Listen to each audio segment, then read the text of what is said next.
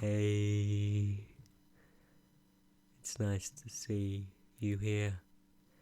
Let's just have a chill together. So, Hibernian Marine School was a school that opened in 1766 in Ireland. Interestingly, it was to provide for children and orphans of seamen. Mountjoy School was a school that was made in Mountjoy Square in Ireland, and Bertrand and Rutland School was a school for the Church of Ireland, for Protestants of the Church of Ireland. Skipping ahead a sizable amount of time, in 1972, these schools amalgamated. They formed one school. They formed a school called the Mount Temple Secondary Comprehensive School. You may have read the title for this video, and you may be surmising that U2 has something to do with this school. You may be lost, but I shall now explain. At this school, the 4 members of the band U2 met. The drummer, Larry Mullen, actually posted on a notice board saying that he was looking for other musicians to play with, and the 4 members, who all teamed up out of this notice board advertisement and their friendship during school, all went on to form the band U2. Though I explain this not to teach you of the formation of the superstar band U2, rather more personally important to me, it is the grounds, the time at which the band formed a relationship with the author known as Christopher Nolan, not the filmmaker Christopher Nolan, but the author, the poet, Christopher Nolan.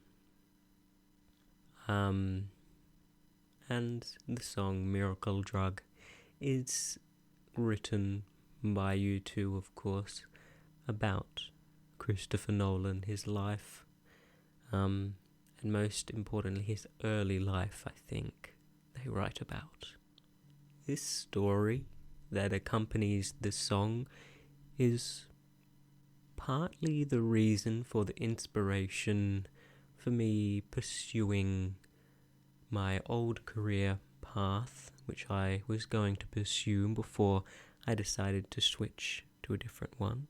I'd done about 1.75 years of study of a bachelor in Occupational Therapy, and Christopher Nolan's story, I think, represents the reason that I wanted to join, and also is a inspiration for me to join the profession when I was considering it some time ago.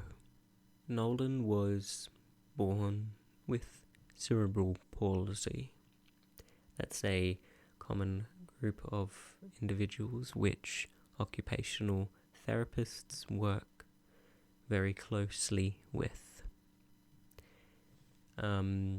Nolan's personal cerebral palsy from asphyxiation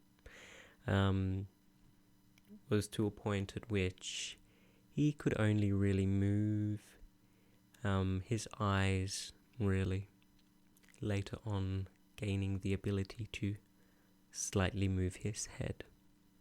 The inspirational part of the story starts thus.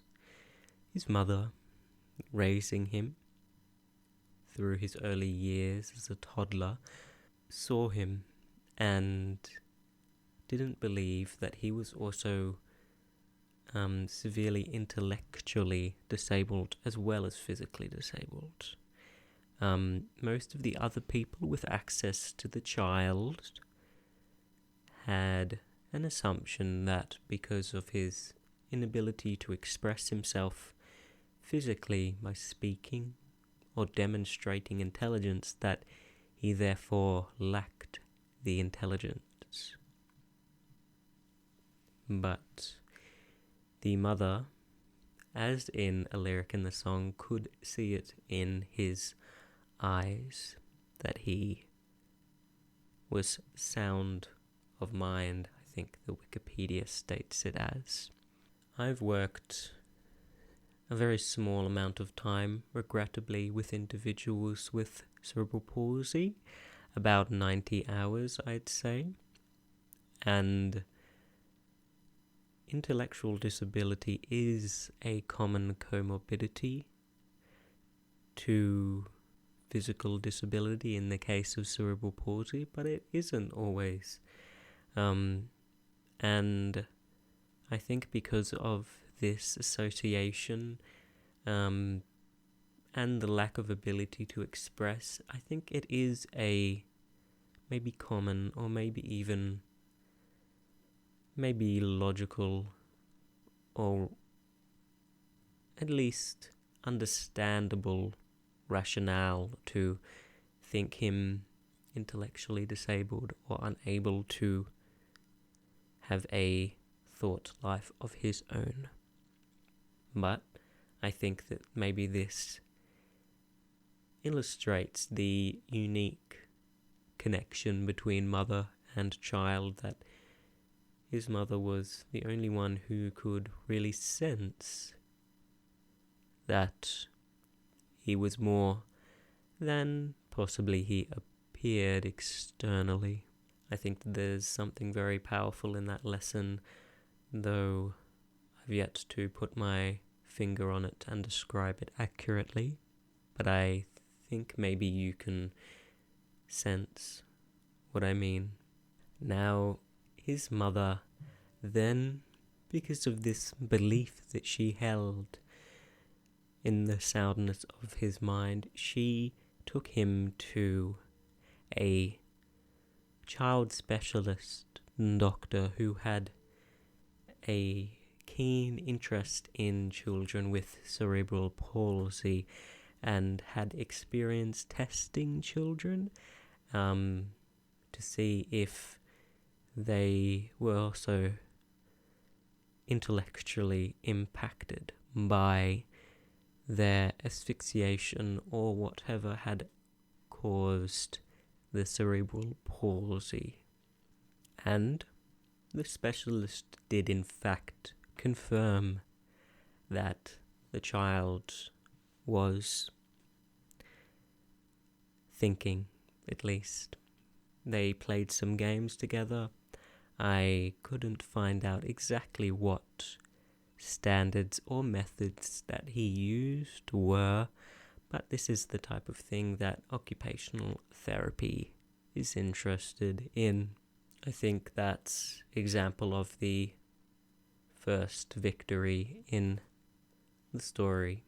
But emotionally, the most powerful thing in the story happens afterwards, at least for me.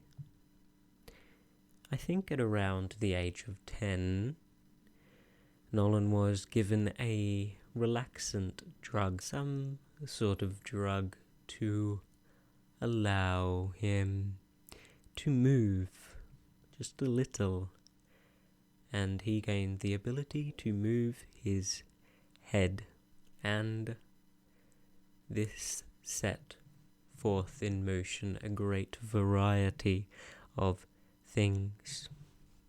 First of all, he could communicate properly, solidly for the first time without having to use his eyes. He could explain any intricacy that could be laid out through language, which is a extremely important medium of communication. They had some sort of assistive technology I couldn't find in the Times articles in 1988 or any other sources as to what specific adaptive technology he had, but he had some sort of stick or poker that would be attached to his head. This is a frequently used occupational therapy intervention, and he had an adapted keyboard laid out in front of him, and he would move his head and poke the keys to formulate what he wished to convey. This extremely small piece of adaptive technology, a stick on the head and a single drug, allowed someone with complete barrier to communicate. They had the ability to communicate, but they weren't able to. They were disabled from doing what they should be allowed to do. And using a puzzle, putting the last piece in the puzzle, gaining him access and ability to meaningfully communicate was an incredibly emotional thing for me to see, how